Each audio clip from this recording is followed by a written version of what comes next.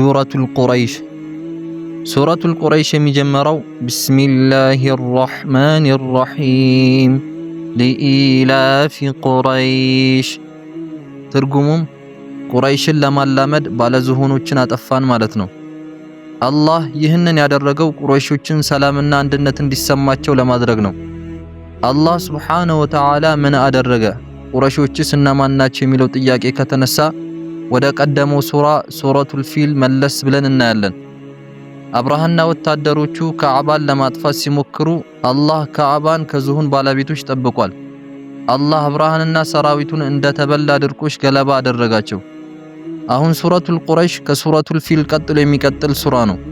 ለዚህም ነው አላህ ቁረይሾችን ሰላምና ደህንነት እንዲሰማቸው ለማድረግ ይህንን ያደረግነው የሚለው። ቁረይሽ በብዙ ጎሳዎች የተከፈለ ታላቅ ነገር ነበር። ለምሳሌ ነብዩ ሰለላሁ ዐለይሂ ወሰለም የተወለዱት በኑ ሃሺም ከሚባል ጎሳ ነበር። አላህ አብርሃን ሲያጠፋው ያንን ተአምር ባዩ ጊዜ ልቦች ሁሉ ወደ ካዕባ አንድ ሆኑ። የቁረይሽ ሰዎች ለካዕባ ልዩ እንክብካቤ ያደርጉ ነበር። በሰዎች ዘንድ በጣም የተከበሩ ነበሩ። ነገር ግን ይህ ነገር በኋላ ላይ የእስልምና ጠላት ሆኗል። ቀጣይ አንቀጽ ኢላፊሂም ሪሕለተ ሽታኢ ወሰይፍ ይላል። ትርጉሙም በክረምትና በበጋ ጉዞ መልመድ ሰላም እንዲሆኑ አደረግናቸው ማለት ነው።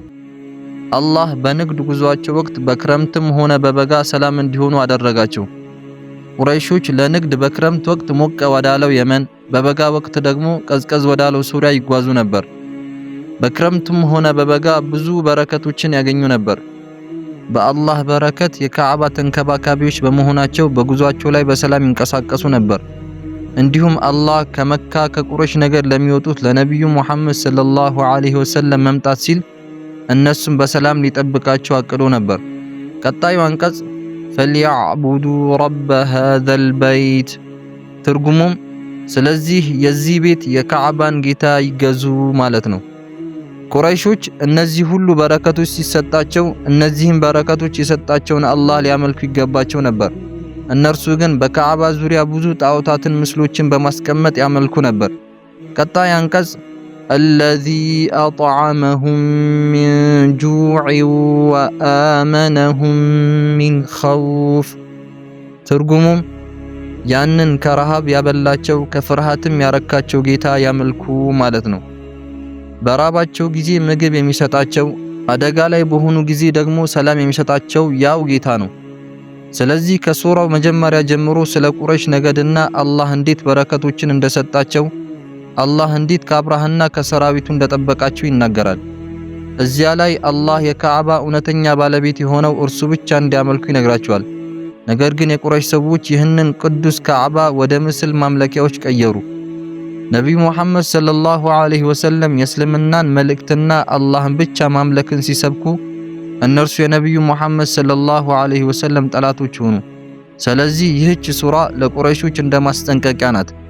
አላህን ብቻ እንዲያመልኩ ልክ አብርሃና ሰራዊቱን እንዳጠፋቸው ሁሉ እነርሱንም ሊያጠፋቸውና ሊያዋርዳቸው እንደሚችል ይነግራቸዋል።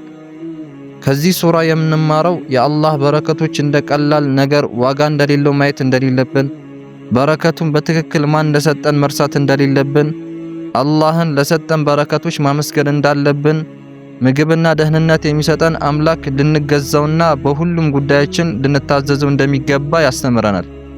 ሰደቀላሁል ዐዚም።